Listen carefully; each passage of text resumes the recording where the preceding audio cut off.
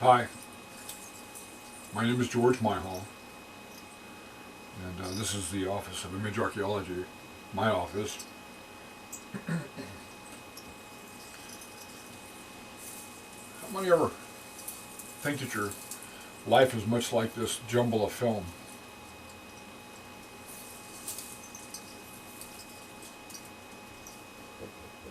Tangled up,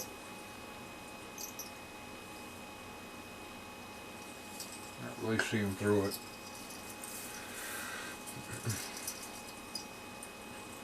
You ever think about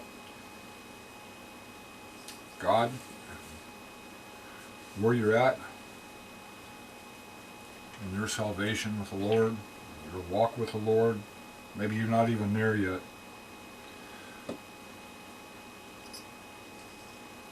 Well, I am, fortunately. Something that just occurred not too long ago. Oh, I'd been there before. Claimed I was saved and I was a Christian. But I wasn't, not really. I was going to church and I was saying all the right things a long time ago. But I quit. I quit because, well, a lot of reasons, I suppose. Yeah, I was going to church 3 times a week with my wife. And then things kind of got tangled up, just like this film. And it was my fault, just like this film. My fault. But the real story goes back a long ways. It's back to when I was a kid, I suppose. Hey, Daisy. You see,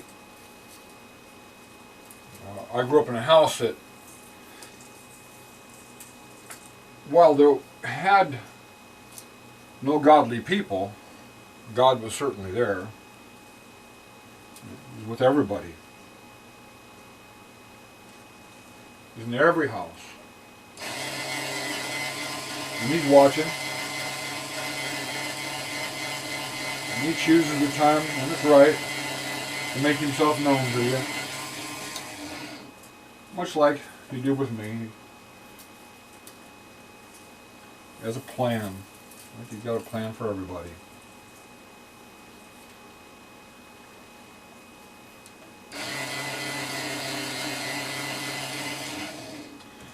I said it goes back a long ways with me. It does. It goes back. Actually, it goes back to about 1977, I think. It was the first time I was ever in church. See, I grew up in a house. My parents, they said they were Catholics. Or I think they were Catholics. I think my dad was for sure. I think my mom was Catholic. She'd been a Catholic when she was young. Most people were, it seemed like, or Baptists or something, I don't know.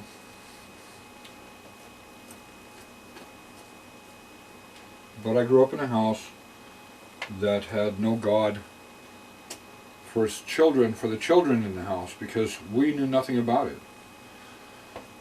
I still have a sister that knows nothing of God. I have a little brother I think died and didn't know God.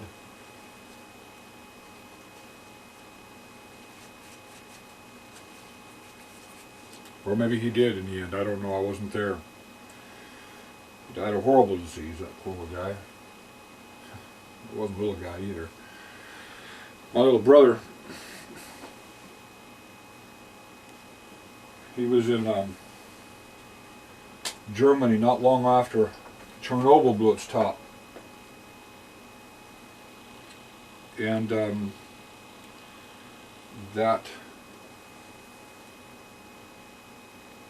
cloud from Chernobyl blew over the part of Germany he was at, and he wound up with leukemia. I think it was leukemia. It was a cancer, bone cancer that causes death, and from my understanding, it was a pretty horrible death. Thought about that for a long time. They said I grew up in a house that had no God in it, only because the people there didn't know God.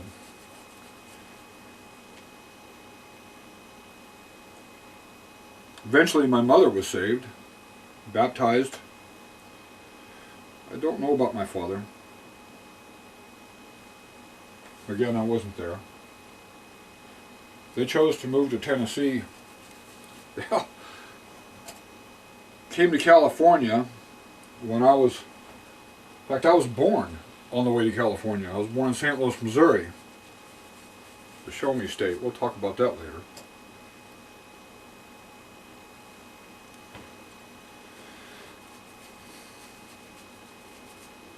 My first experience in church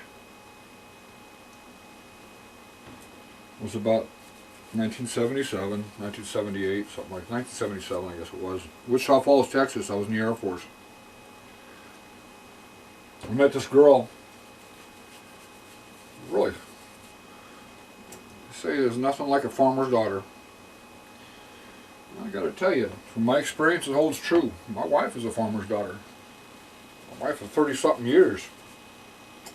I'm horrible with dates, folks. I hope she don't see this. I love my wife dearly.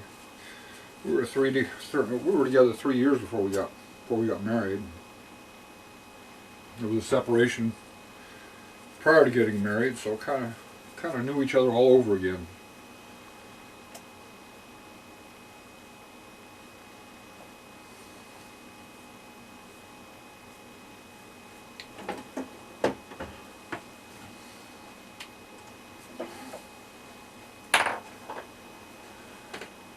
Anyway, I met that farmer's daughter, and out there in Texas, if you didn't go to church, you weren't going to date no farmer's daughter, because they were all hardcore Christians, Baptists. So I went to church. I went to church twice while I was out there, and the first time scared the heck out of me, and the second time wasn't any better. Hellfire and brimstone. I knew for a fact after going to church that day I was going to hell, because the only reason I was going to church that day was because I wanted to date that little farmer's daughter. And I swear that pastor knew it, and that preacher, he must have known it, because that sermon was all about me. Spoke right to me, he did, I'm sure. So, after that second date, I called it off. I said, you know, I got some other things I got to do. I don't think hanging out with you is a good idea. Anyway, she was much better off for it, believe me.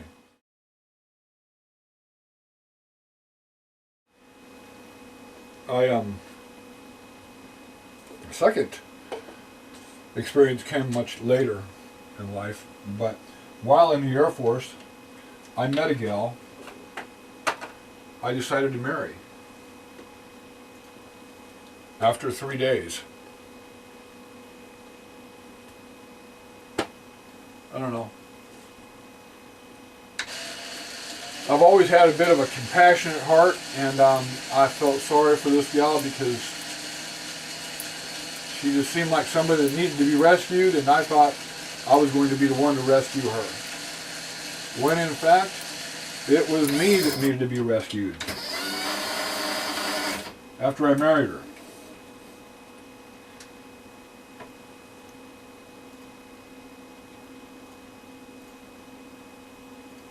My dad said, he asked me shortly after I married the girl,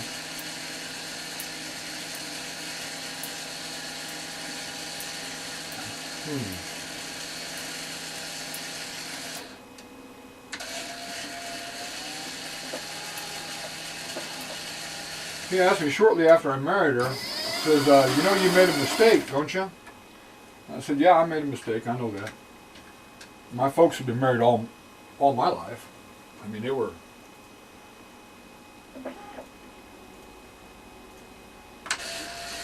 My folks have been married all my life, and so I figured, well, I married her.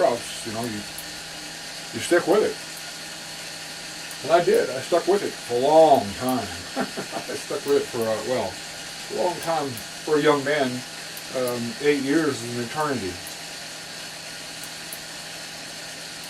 I'm not going to go through everything that I know to be wrong with that girl, even back then, but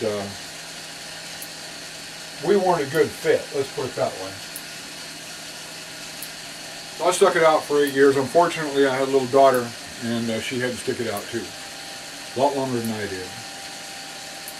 And we got a divorce. But prior to that divorce, about 1983, we were involved in a car accident. We had a 1963 Volkswagen, 1962 or 63 Volkswagen Bug. And we were on our way to see my older brother. He lived in Colusa, California. Or we went up there, we visited with him, and we were on our way back, and I had my ex pull off the side of the road for a moment to look at something, or pick something up. I don't remember what it was. It was a stupid idea, but we did. Pulled off the side of the road. I got out of the passenger side. My daughter was behind my ex-wife in the passenger seat in the back. And I don't remember that any of us had seat belts on. It wasn't a big deal at that time. And I got out and got back in again and set myself down and closed the door, and I turned around as she's pulling back onto the freeway, and I said, that truck back there is going to hit us. That wasn't a warning of impending doom. It was just a warning, listen, let's speed up here, or do something, because we're going to be in this guy's way. I'm thinking, this truck driver is far enough back, and he knows we're coming onto the freeway. He can go around us. I never thought for a second that he was going to hit us. He did do that. According to witnesses, he hit us about 80 miles an hour, and we were doing about 30. And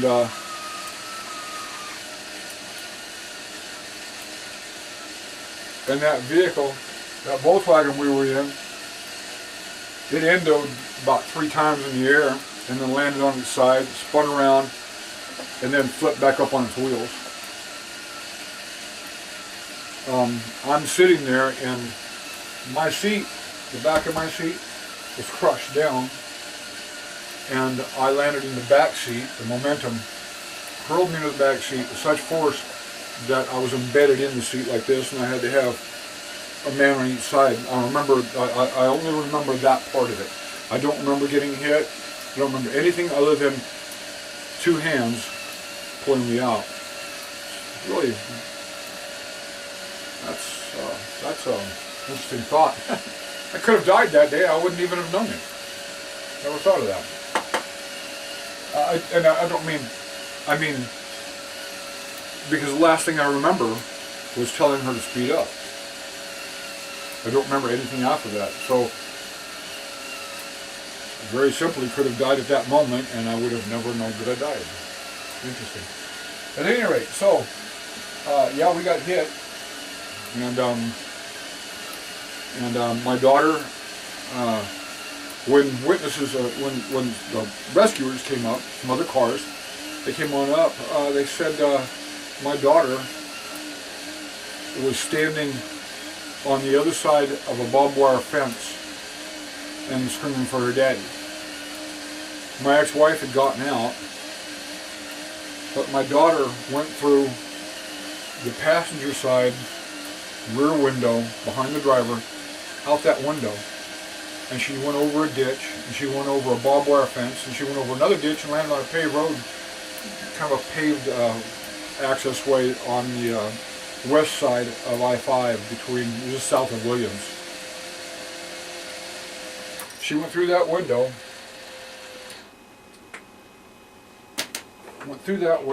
and then landed on that road, and that little girl had not a mark on her. We all have, actually I take that back, we all have a mark on us. My ex-wife has a mark on her leg. I'm not sure which shin it is, but either here or here. Mine is here, and it's just a little brown, dry legs. It's that right there. Probably can't see it. Roxanne has one, and I can't remember which leg it was on, but she has one. And my ex, after we got divorced, and tried twice to have it removed through surgery. It's still there. Mark will not go away. Now, I don't know what happened, and I don't know how we all three survived, and actually we were transported to the hospital via ambulance, but we all walked out of that hospital after being checked out. None of us were sore, shaken up. That's it. An 80-mile-an-hour tractor trailer loaded with I don't know what, but he hits a 30-mile-an-hour moving Volkswagen. Now you'd think them people would all be at least maimed at least. Nothing happened to us. Except for that mark. Roxanne, out that window, over a barbed wire fence, and landed on a paved road, and she hadn't even got road rash. People said, you guys got angels on your side. God was looking out for you. I said, man, we were lucky. I said, we were lucky.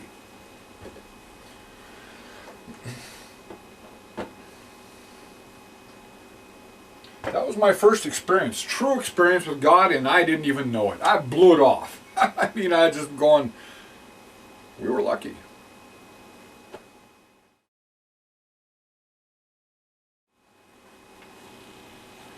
In about 1986, I met another woman. My ex and I had been divorced already. But I met another woman that is now my wife of 30 some odd years. But we lived together for about 3 years before we got married, and I had moved to Tennessee for a little bit, for about 6 months, at the end of those 3 years prior to us getting married. And the reason why was multiple reasons, but the biggest reason was because I was told that I had cancer. I had a year. Doc said I had a year to go, and I had a year to live, and that was, they were being optimistic if I continued the treatments I was taking. So I was told I was going to die. I was thinking, well, maybe I'll spend some time with my folks, and Evelyn had some baggage she had to take care of anyway.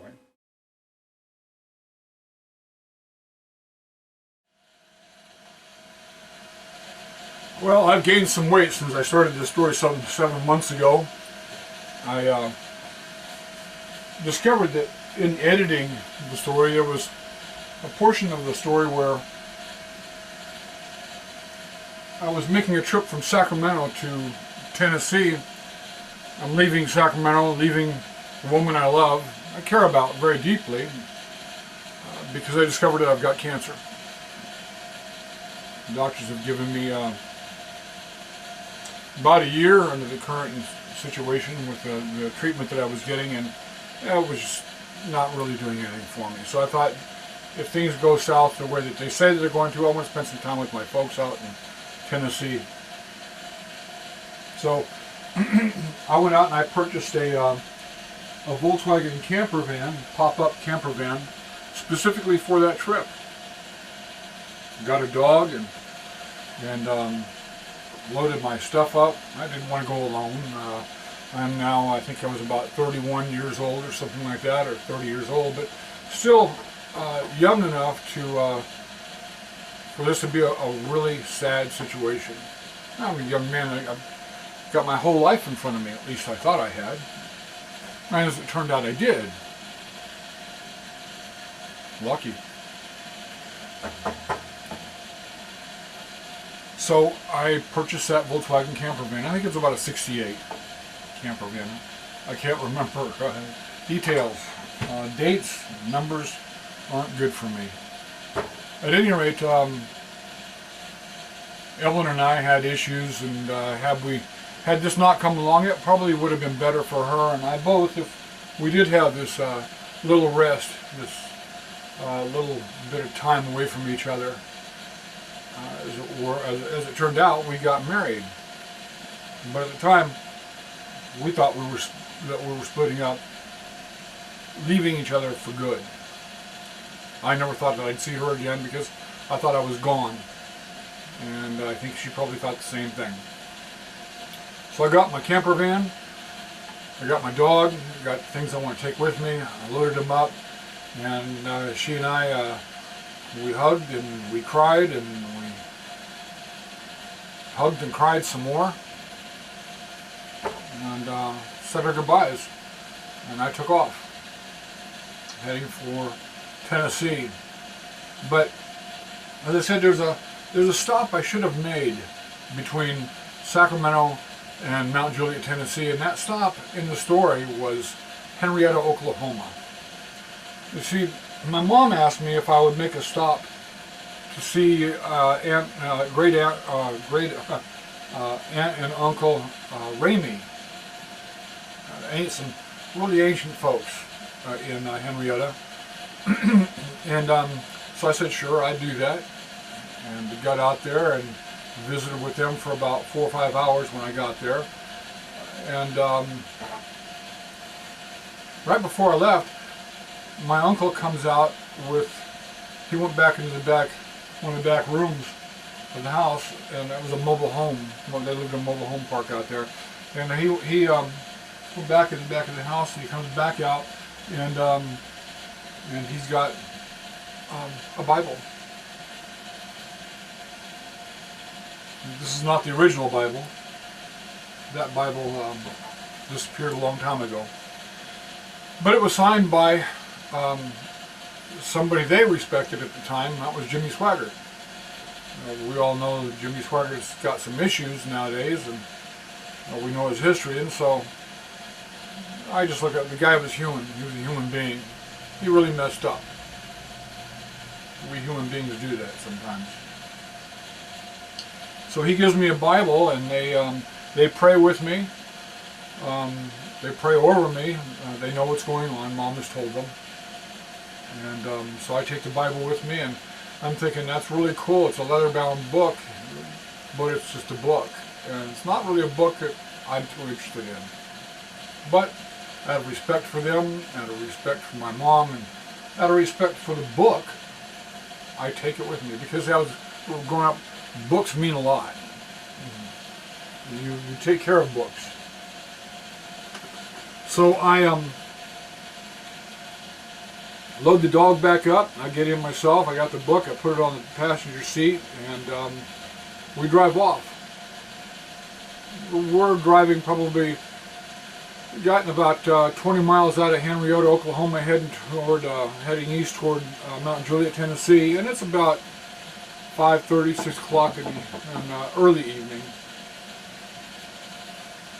I told him I wanted to drive because it's cooler at night, and there's no air conditioning in that vehicle. So we take off down the road again, 20 miles later, and all of a sudden a little red light comes on the dash. Now I see that red light, and it's one of two things. It's either oil or it's generator. There's no water in this vehicle. And I'm not sure what it is, because the little black insignia, black marking describing what it is almost worn completely off, so you can't really tell what this is, if it's oil or generator. And I can't remember if the thing had an oil gauge or not. I'm almost sure it did. I think it was just lights. So I pull over at the side of the road, and I reach in to open the glove compartment, and I pull out the Bible, put it on the seat, and I grab a screwdriver, and because I needed something to open up the rear hatch. There was some issue with it. I don't remember what it was, but you had to have a screwdriver to open it up. So I went back there and I opened up that rear hatch, and I couldn't find anything wrong in there.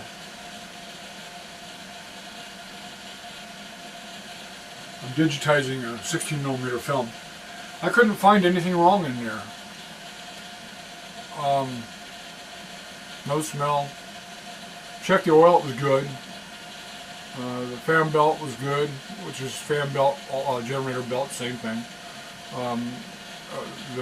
Actually, there was no fan belt. There wasn't a fan, I'm sorry.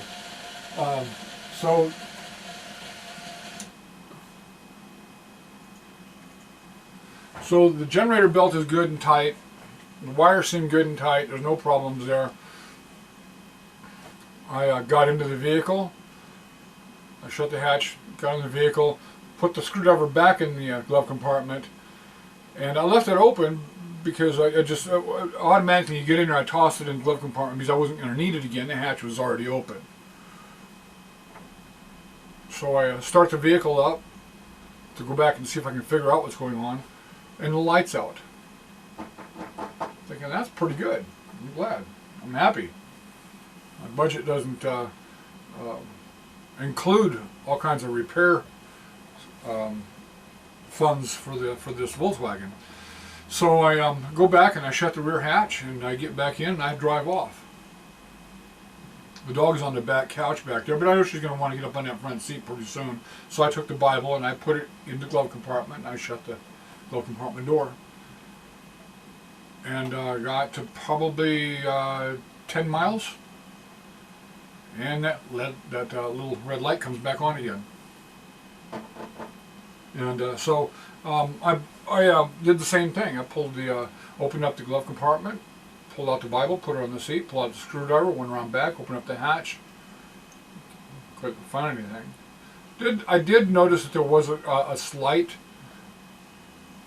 hot rubber smell, I guess, but nothing else. And I attributed that just to be, it's a Volkswagen. I'd never had one before. And I'd only had this one about a week and a half before I split. So I'd had, this is the second day. So I'd had the vehicle 8 days probably.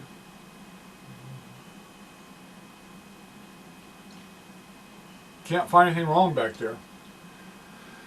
I went around, did the same thing I did before. I put the screwdriver in the glove compartment, started the vehicle up, and the light's out. Thinking, yeah, right on, this is great. I don't know what the problem is, it's got me worried, but this is good, at least it's out. I went back around, shut the hatch, got back in, and drove down the road again. This time it was probably just a couple miles. And I took the Bible and I put it in the glove compartment. Now, I think it was probably about 10 minutes worth of driving again. Probably, I don't know. I got maybe 5 or 6 miles, 7 miles. I don't know, whatever it was.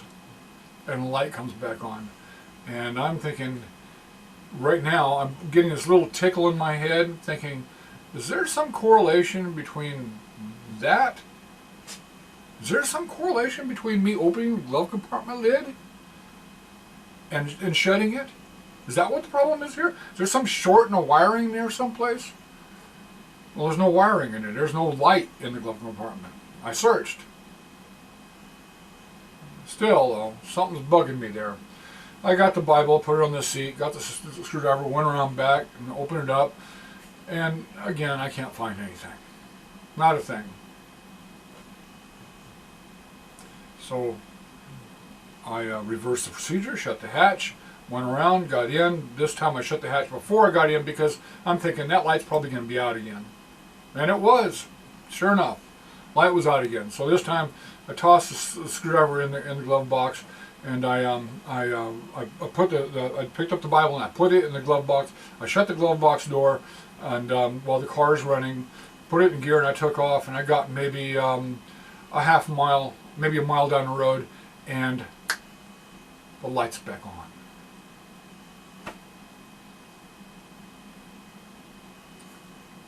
Okay, so now I'm starting to think, okay, so it's definitely something to do with the glove box, but I don't know what it is.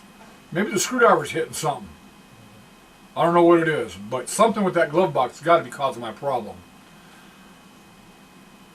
So I, again, pulled over to the side of the road. Because see, we're coming on nighttime here. I've got headlights that I've got to run, which is going to drain the hell out of that battery if I've got a generator problem. If the generator's not working, and I can't tell that it's not working. There's no gauge. So I went back and I looked again. Bible on the seat, screwdriver in my hand. Only this time I got a flashlight. It's darker. Got a flashlight. And this is the other thing that I realized, is that now I know for sure it is generator light, because as the sun went down and I'm able to see things, the sun's not directly in my eyes, I'm able to see things a little bit better, and that red light is a little bit brighter. I can see that there's a G on there. There's a G on that red light. And that G, for some reason, just looks really, really important. Now G's telling me I got a problem. I have an issue. My generator's going to hell. That's what the issue is. My generator's going to hell. I went around back and I opened it up and I wiggled stuff and I went and I tapped on stuff and I got that screwdriver and I whacked on stuff and I pulled on the pulley and I went back around, I got in, well, the hatch is still open and that light's off again. I'm going, wow, so happy. The car's still running. I went around back, I closed the hatch. I still got the screwdriver and the flashlight in my hand. One last look around, nothing.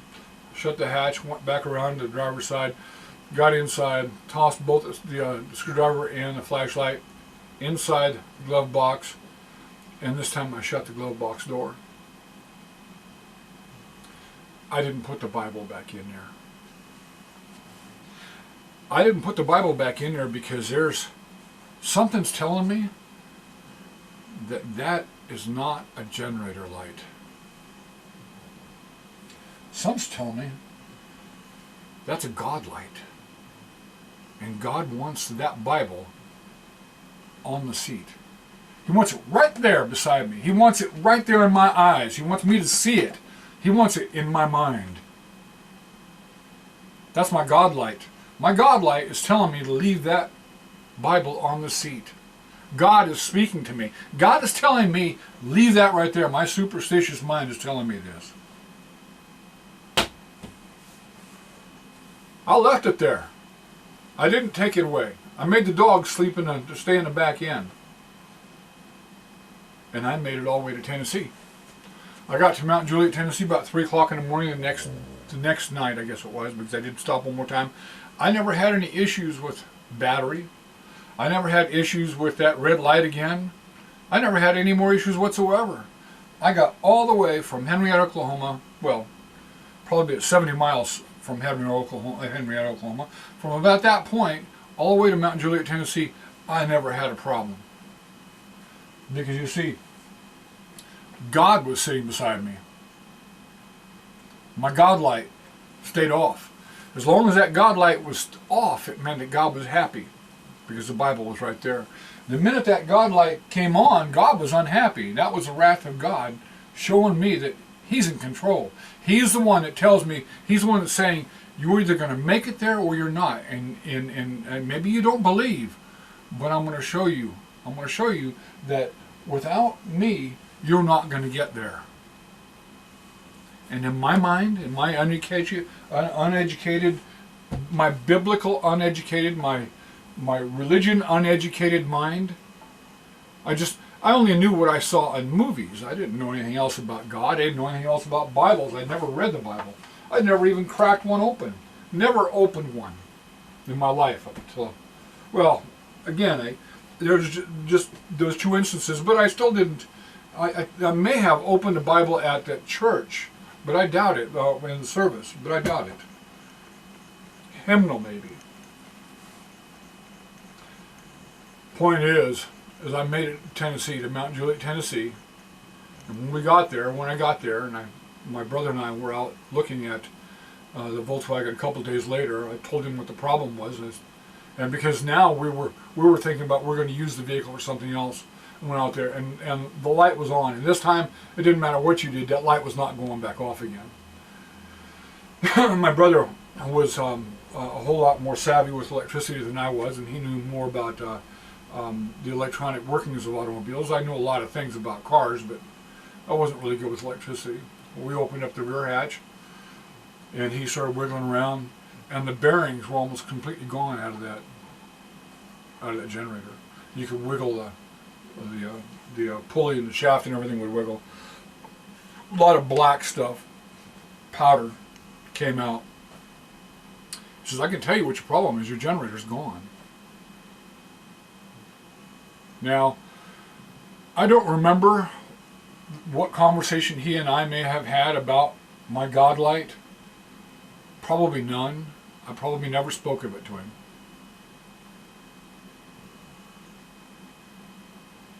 But I'm telling you, I think in one manner or another, we all have a God light. I think God talks to us sometimes, and He's trying to get us to do things, and we just ignore Him. I got to Tennessee how? Because I was lucky. Luck got me to Tennessee. Luck.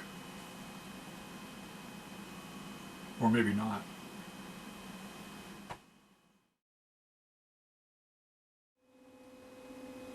So I was told I was going to die. I was thinking, well, maybe I'll spend some time with my folks. And Evelyn had some baggage she had to take care of anyway. So she took care of her baggage, and apparently I took care of my baggage because after about a month and a half of living in Tennessee, living the good life, eating steak and salad every night, and all the things you're not supposed to do if you've got a condition like that, and I started feeling better. I was losing weight, still losing weight like crazy, but I starting to feel better. And so my brother and I decided to go out spelunking. If you know what spelunking is, it's exploring caves and caverns. We did a lot of that, and but we had a lot of fun doing that kind of thing. And we did that for about 70 caves while I was out there. We went to a lot of caves. We found bones from the saber-toothed tiger, shoulder bone. We had that checked out at Columbia University, and sure enough, that's what it was. And we found stuff belonging to Civil War. There were the Civil War items, lantern and parts of a gun and some other things. And then we went into another cave where there was a saltpeter mine during the Civil War. Those were probably the most memorable caves we went into. But I was losing a lot of weight still, but I was still feeling a lot better. And about 5 months into my stay out there, I discovered that Evelyn had the prayer of salvation prayed over her. She accepted the Lord through a friend of hers at work. That's pretty cool. Now, at the time, I'm thinking, wow, I don't know how I'm going to handle this, because this is a completely different person than I thought that I was going to be marrying, because we had already made it. I asked her to marry me on the phone, and so we'd agreed that I was going to come back out to California and we'd get married. I didn't know that she was going to be a Christian, but that's all right. You know, I didn't know what that it really entailed, other than going to church once in a while. It wasn't a big deal to me. And right toward the end of me staying in Tennessee, I decided to go with some friends of ours to church twice. Now that was voluntary, and I wasn't after no girl either. Still, that whole hellfire and brimstone thing was sticking with me. Couldn't get that out of my mind. Anyway, so I went twice out there. And then moved to California.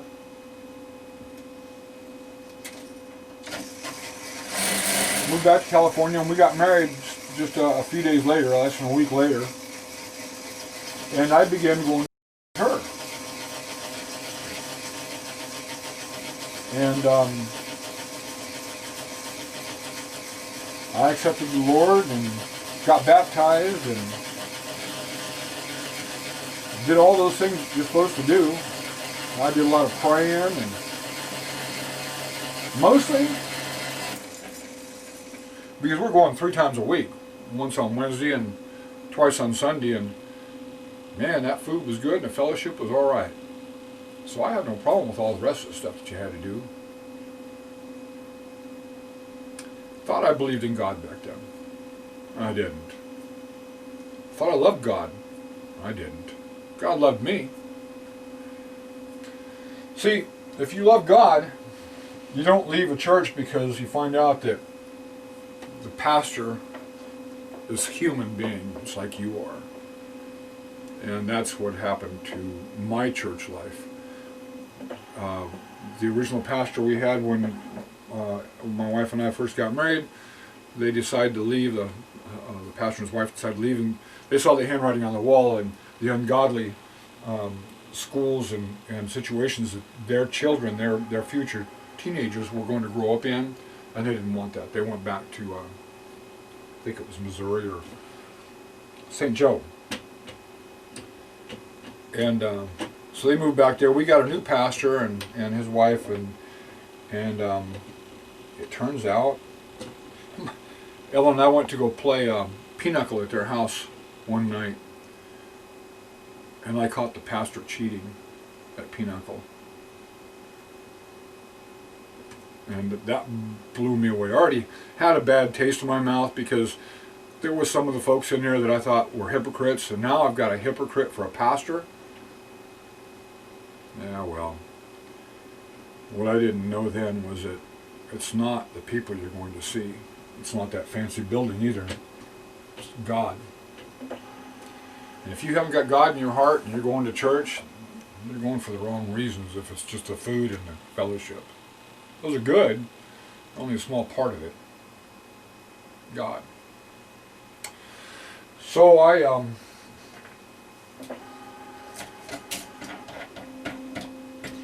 left. I said, I can't do this no more. I don't need church anyway. I'm a big guy. And I stand on my own 2 feet. I take responsibility for my actions. If I blow it, it's me. It's my fault. Yeah, it was, I gave up on the church and I stopped going. For good. And the only thing I did was once in a while I would go with Ellen just to sit beside her in church because I love my wife. I felt bad for her because everybody else had their husbands and wives and their children. All our children were gone, or they were older and had moved out. But they were with her a lot of times. She would go with them, and every once in a while she would just go alone. And I felt bad for her on those occasions because she should have had her husband there, but I was too hard-headed, and I was too self-sufficient. I'm a big strapping guy. I take responsibility for everything I do, good, bad, or otherwise. Nobody else has nothing on me because I'm in control. Yeah, bull. Anyway, so here I am, a guy that's been in one heck of a wreck, and that's not even, man, I forget things sometimes. When I was in the Air Force, I was stationed over at Mayfair Air Force Base. This is another incident I completely forgot about. Now I'm at Mayfair Air Force Base, and it's November, sometime between November and January. It's foggy as heck, and I'm going on Mayfair Field Road heading to the base, and I'm in a Nova, 72 Nova with a 4-speed in it. I think it was a 4-speed. I think it was 72. It was white, I know that, and it was a Nova. I got that much. So I'm in the fast lane. I'm doing about 65 miles an hour, and it's kind of foggy, but every once in a while there's these really dense foggy spots, and they come up on you really fast, and that happened. But I'm thinking I'm in the fast lane, and even at 60 miles an hour, I should be able to go ahead and at least slow down for somebody in front of me. That's possible unless they're stopped. There was some gal in a big Ford LTD had stopped in the fast lane to talk to somebody or pick somebody up, talk to somebody or pick them up, I can't remember now, in the center divide. And how she saw those people, I have no idea. But that's what she was doing. When I rear-ended her at 60 miles an hour, she was stopped and I hit her. I was thinking about it. I should stay out of cars. That's not the only one. So I hit her doing about 60 miles an hour. I had no seatbelt on, nothing like that. And when I woke up, I was still in the car, and all I had was a little dent right there on my forehead where I had hit the steering wheel, and nothing else. I didn't have a scar from it. Didn't have to go to the hospital. Nothing. That's that's hitting a car, a Ford LTD with an older Nova, 60 miles an hour, and all I got is a little dent and just a little tiny bit of blood on my forehead. That was it. So when I say that my first visit with God, or God's visit with me, was that Volkswagen wreck, I think that wasn't. I think the first one was in that Nova. I was lucky. Everybody else said, man, God was with you. Well, not everybody. Those folks that believed. I said I was lucky. Luck was on my side. God was on my side. I can say that now. So that's then, and as long as we're on the same thing, I like I said, I didn't have a lot of luck with cars. I had God on my side with cars. Another incident, I'm going down Folsom Boulevard at a major thoroughfare and at a major intersection, Coloma Road.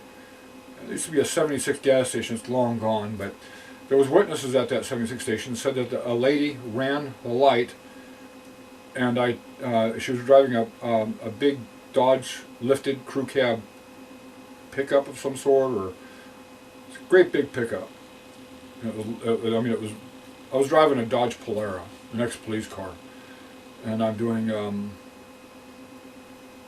speeding again probably. I was always speeding.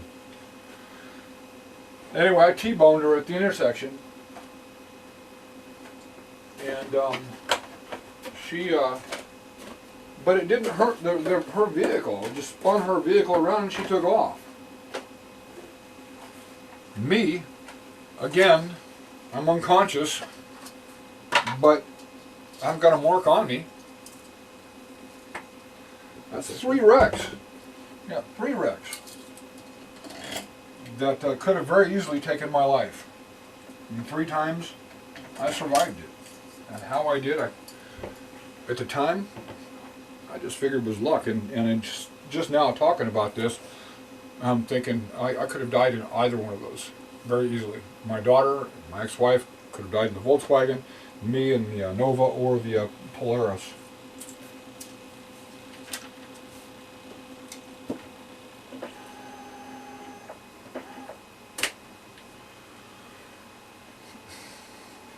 So then, I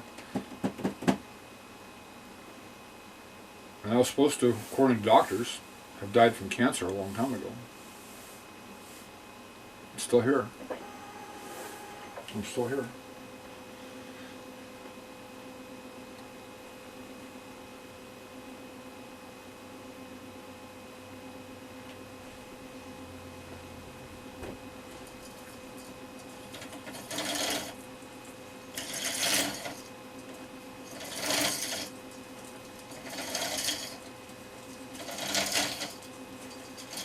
So I left the church because I have a pastor that, in my opinion, is a hypocrite.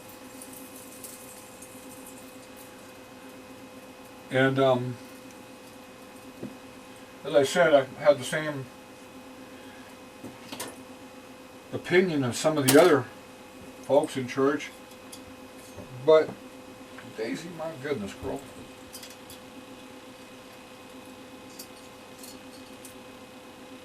But do we go to church for God, or do we go to church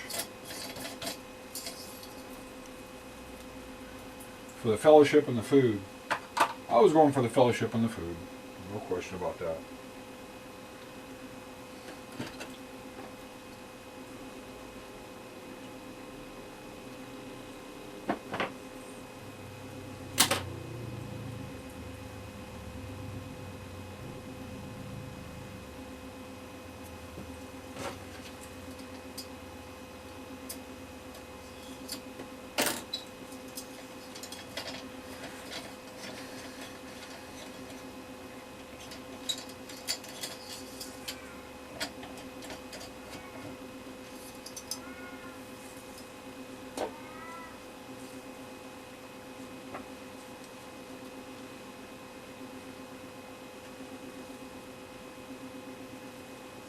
Checking to see which one has cleaner on it. I'd rather not use the cleaner on those slides, although it wouldn't really hurt them.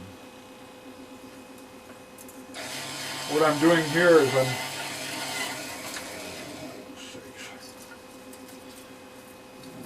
I'm just not paying attention when I do this, and when the dog's in the way, it really makes it a lot more difficult.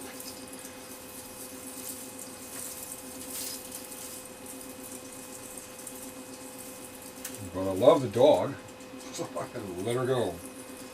On Daisy. We have 4 dogs. Daisy, Bella, Quinn, and Sophia.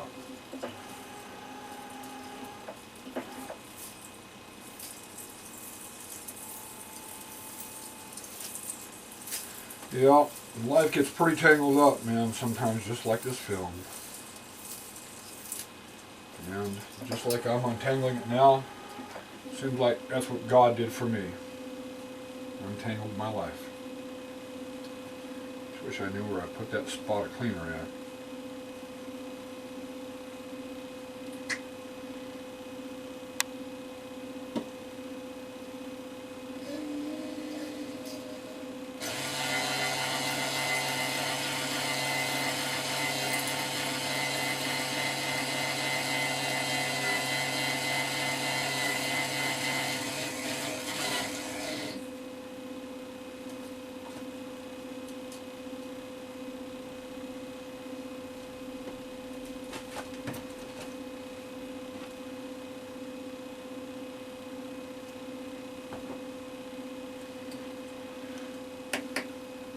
Sometimes I think you got it all together, so you don't really have it together at all.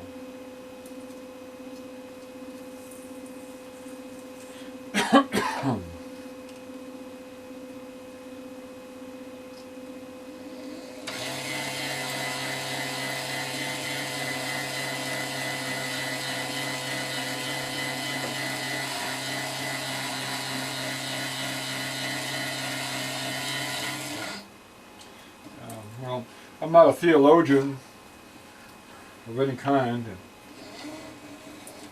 I don't go around quoting scripture because I can't even tell you. My memory for details is horrible. People ask me, hey, who sung that song? I have no idea. Hey, it was in that movie. I have no idea. What year did you get married? I have no idea. Somebody always reminds me though, because God was helping me out there. I didn't know it.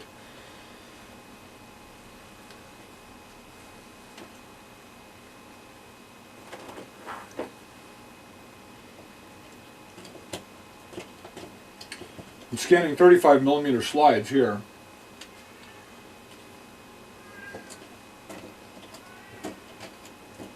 Getting scanned in at 3200 dpi, dots per inch, so that we can pretty much make whatever size print we want out of these.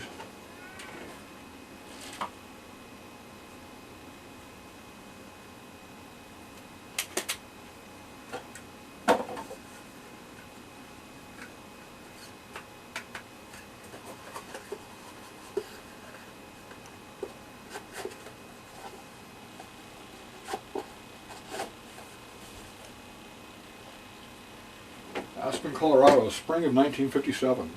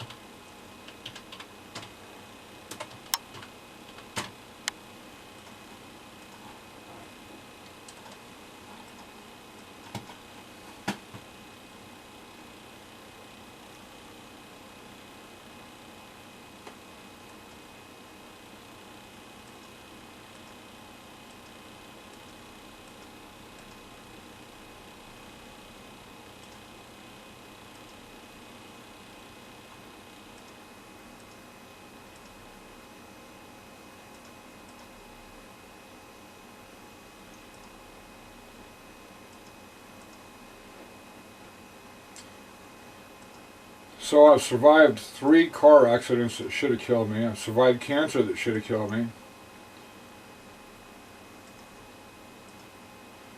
I've had my gallbladder out. I've had my thyroid removed. I've had blood clots in my right leg. I've had, if you don't know what MRSA is, MRSA, it's an infection that that requires an antibiotic of the strongest measure. I can't remember the name of the one that I was using, but the one, the vancomycin. There we go. I was in the hospital with MRSA for a week and a half, quarantined with again, didn't even think of it this way. I never thought of it this way. MRSA kills. MRSA could have killed me. It didn't. Still here. Cellulitis.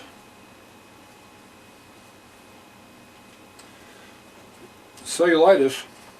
I'm not getting high. I'm just just making sure I ain't got nothing on there. Cellulitis kills. I went down and had a pneumonia shot a week after getting out of the hospital. A week after getting out of the hospital with MRSA. I went to get a pneumonia shot and I wound up with cellulitis. Back on vancomycin for another week in the hospital. Quarantined because I already had MRSA.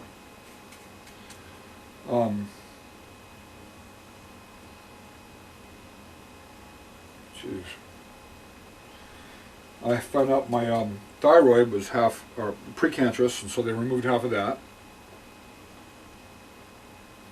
I've had water on the knee too many times to even, I have no idea how many times, my right knee. So many times that I got tired of paying to have it done, $300 and some odd a whack, and so I did it myself. What's up, Cassie? What? What can I do for you? It's our cat. We rescue cats sometimes. This one was about 17 years ago. We rescued that one. Quinn, one of the dogs we have, he's a rescue. Poor Quinn. Quinn's a I forget what kind of dog that is. one of them more hyper dogs, kind of like a big Chihuahua, but taller and white and black, spotted. I forgot what they call them.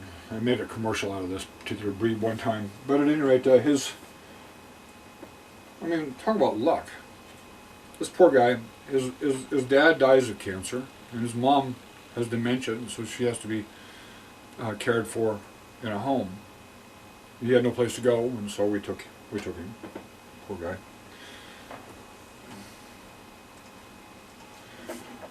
So we got 4 dogs, cat, bird, but stay inside, and we got 2 cats that come in and out once in a while. They're rescue. We're catch and release. We had some stray cats around here that, it's a long story, but the mother cat kept on having babies, and so they were dying.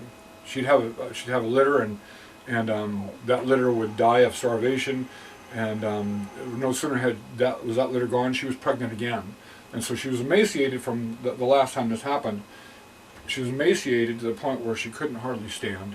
And so she was starving to death so bad that finally, after 3 years, she came to me meowing, much like Cassie just did here a minute ago, almost like we were good friends, asking me for food.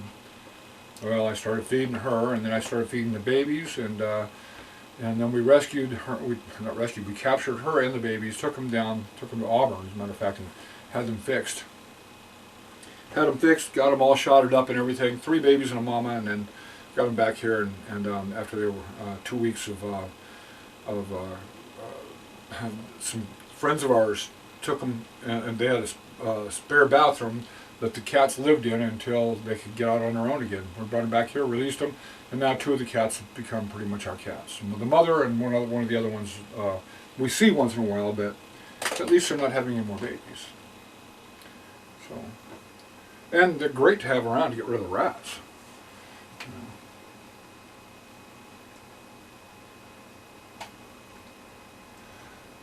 So I'm doing a lot of talking here while I'm doing this.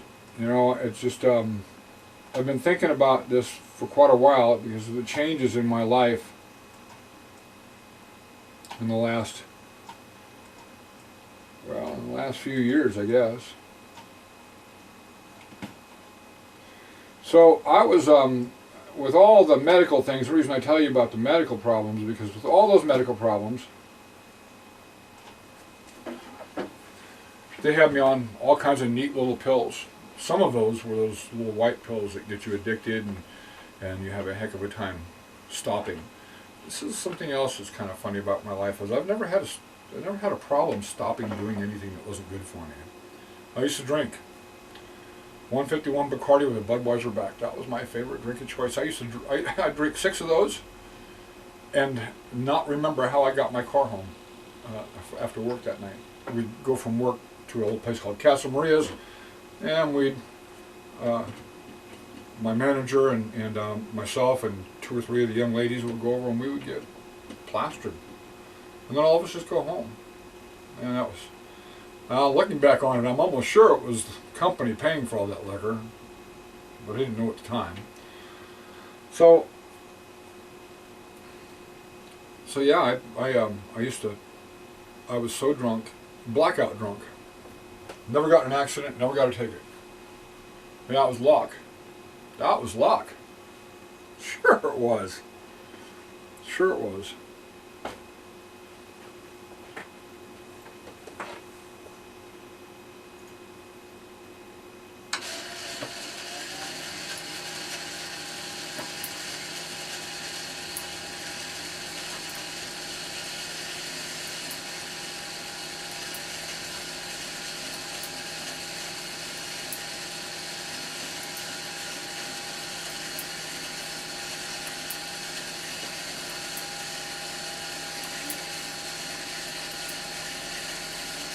This is, all these films are from a little town of Pocatello, Idaho. Back in, this began in 1941 with a vacation trip to Cuba, and then it continues on through family reunions and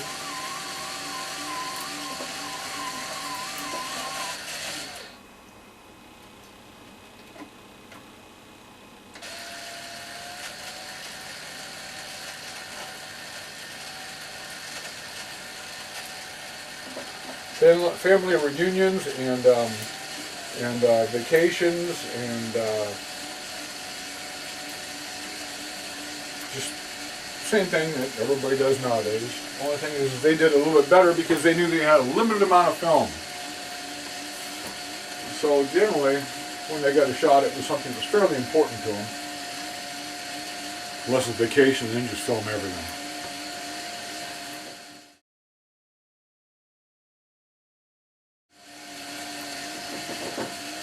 So here I am, still alive all these years later, and I'm taking up until three and a half years ago, about 3 years ago, I had to start taking, like I said, all those little white pills and stuff, and OxyContin, I think is what some of it was. But oh, I was telling you about, yeah, I've stopped smoking cold turkey. I've stopped drinking cold turkey. I stopped the little white pills cold turkey.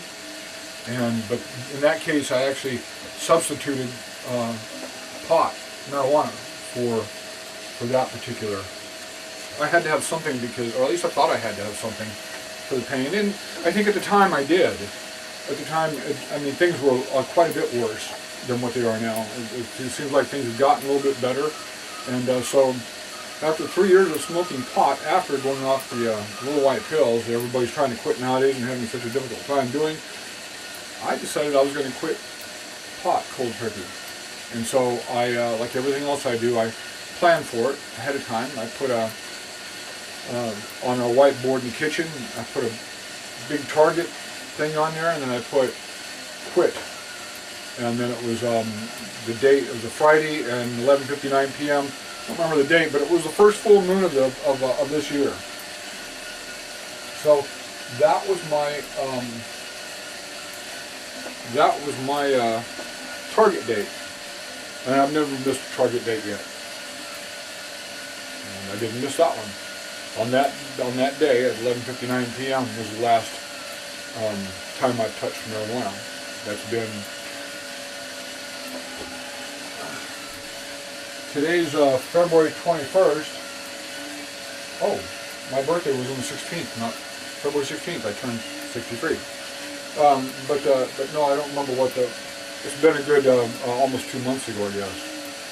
A month and a half ago, probably. I can't remember exactly. Like I said, man, I'm horrible with dates. Once something's behind me, it's behind me. What's the point in looking back? I mean, all you need to know is just the basics of the information, not the nuance. I discovered something about marijuana that maybe, if you're smoking it, maybe you already know this. If you're not smoking it and you're thinking about smoking it, let me tell you what it's going to do to you. We're going to walk through life. We're going to walk through humanity like a ghost. Because you don't think they can really see you. Because you don't really see them.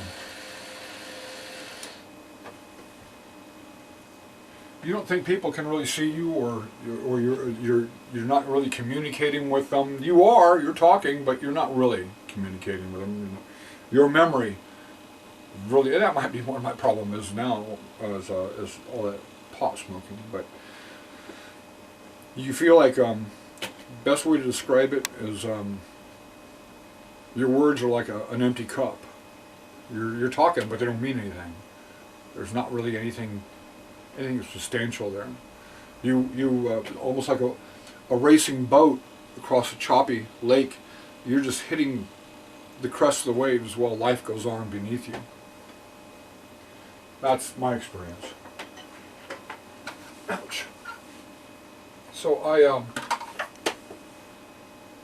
I quit smoking pot.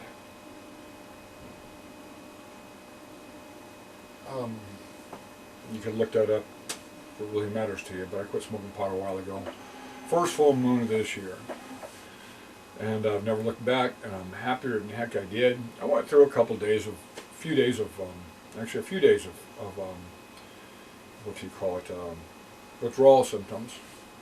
And so it does suck quitting. but I've never been happier because something else happened not long after that. Okay, so I do a lot of stuff in here, right? I've got some equipment that's older and is in need of repair and replacement. I need a new scanner. This one's probably had 30,000 scans on it. I need another machine that's different to that one, and I need a replacement for this machine, which is like 2 models ahead of this one, and I need a replacement, another type of machine that does. I just need different equipment to do the things that I do. I don't make any money in here. I do this. I just do this. I share it with people. YouTube, Facebook. I've probably shared more stuff than any museum in California. So I needed new equipment, and I'm talking with a gentleman out in Florida, telling him about, we're talking about, because both of us on the same page, both of us need a different scanner, and so we're trying to figure out different ways to encourage people to do this, to help us out with the cost of this stuff, because like I said, we don't make any money, neither one of us do doing it. We just do it because it's something we love. I'm a historian / history preservationist. At least that's how I describe myself. And so I have, when I do something, I'm going to make a phone call, I plan everything. If I'm going to make a phone call to somebody and I'm going to talk to them about money, that phone call, that conversation is already in my head. I know what I'm going to say. And so I told him, I said, the gentleman I was speaking with on the phone, I said, listen, let me contact another guy that lives in your neighborhood, and I haven't talked to him for about 5 years. I'll watch him on Facebook. He knows that I'm there. He watches me on Facebook. And so, we're admirers, because he's also into history.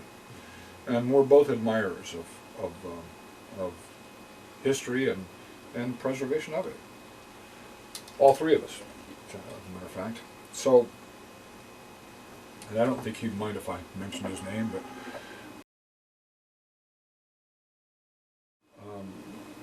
so I contacted Randy Lee Marshall, who I knew that Randy's tight with God, has been for a long time. And so I contacted Randy, and I said through Facebook, and I asked him, I said, Randy, would you mind giving me a call? I didn't tell him why, but Randy, being who Randy is, called me up within just a few minutes. And I picked up the phone, and you know what a monarch butterfly is? A monarch butterfly is beautiful orange and black, but they get about that big around. I had monarch butterflies in my tummy the size of condors. Huge. A lump in my throat. And the words that came out of my mouth had nothing to do with equipment replacement. The words that came out of my mouth were exactly this: Randy, would you do me a favor? Would you pray that I can find God? I didn't. 3 hours earlier, I was talking with another guy, the same guy that prefaced that conversation with Randy, talking with the same guy, and I just made this claim, boasted as a matter of fact, that here I am, a conservative, a Republican, probably one of the last few that doesn't believe in God. So I guess it was on my mind, I don't know. But all I know is that conversation, that I had no idea I was going to ask him to do that. I had no idea.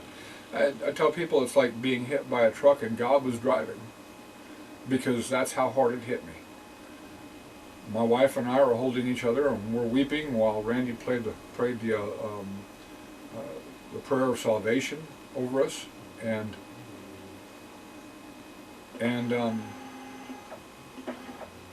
here I am today. And I am truly born again.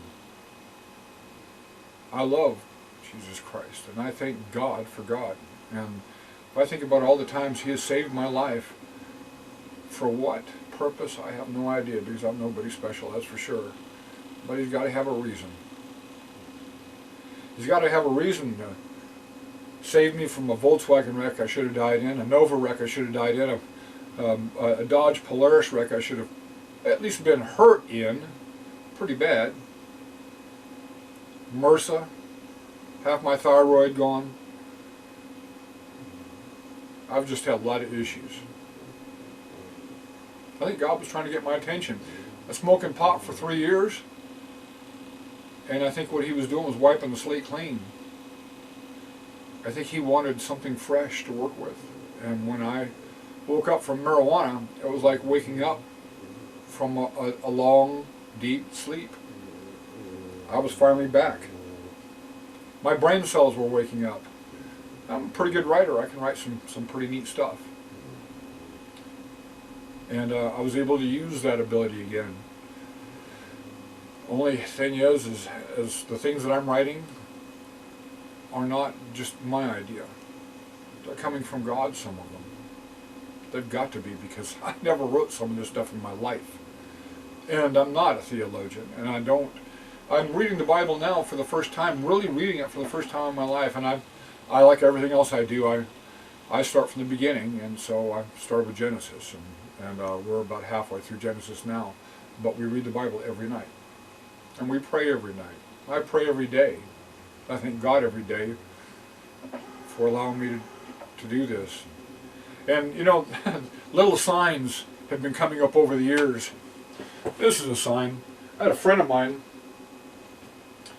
that had, he was working in his yard one day, and he has no belief in God, at least I don't think he does, but even he recognizes certain signs, and so he was working in his yard one day, and he discovered,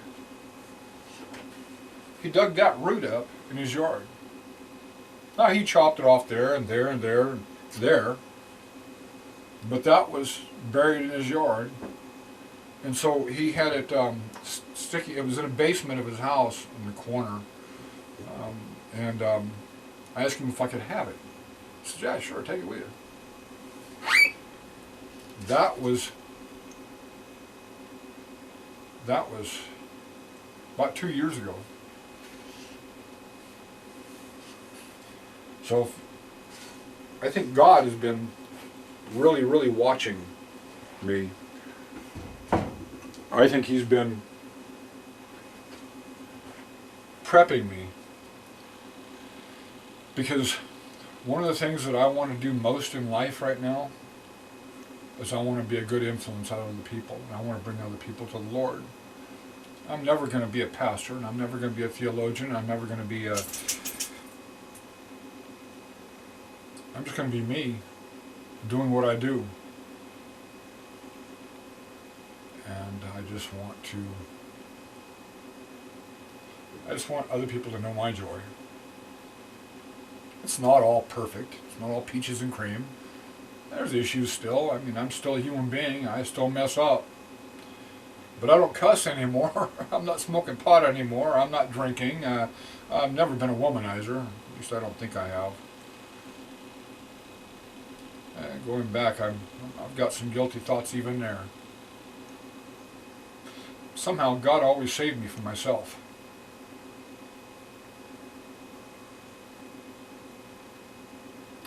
Dear Lord, I just want to thank you for all that you do. I want to thank you for what you've done in my life. I want to thank you for Randy Lee Marshall, and for Wayne Bancroft, and for his cousin Wayne Bancroft. And I want to thank you for my wife. I want to thank you for my wife, who's got the patience of Job to put up with me all these years, because how impossible it must have been to have somebody like me in the house, yelling and screaming about this and that and the other thing, no belief in the Lord whatsoever. She waited, Lord. Thank you for my family. I've got a lot of godly family. I thank you for them. I thank you, Lord, for allowing me to do this right now. I hope that somebody else out there feels like I do. I hope somebody else out there that can look back on the things that I've said and understand that those little things They want luck. It's not a mistake that you're here today. God's got a plan for you. I don't know what it is, and I don't know what His plan for me is, but I think I know. And I pray for that every day.